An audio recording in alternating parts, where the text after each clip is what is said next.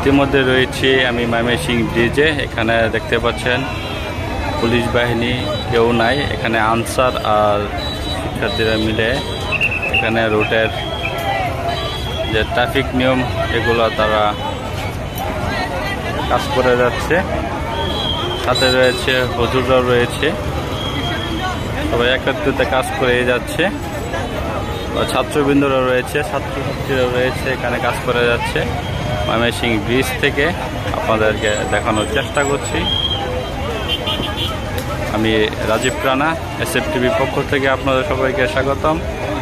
আমি আপনাদের সবাইকে দেখানো চাচ্ছি যে ময়মনসিংহ ব্রিজে যে যানজটের নিরসনের জন্য কাজ করে যাচ্ছে এখানে ছাত্রছাত্রীরা আর রয়েছে উলামায়ে কেরামের ছাত্রবৃন্দরা, সবাই একদমে কাজ করেই যাচ্ছে।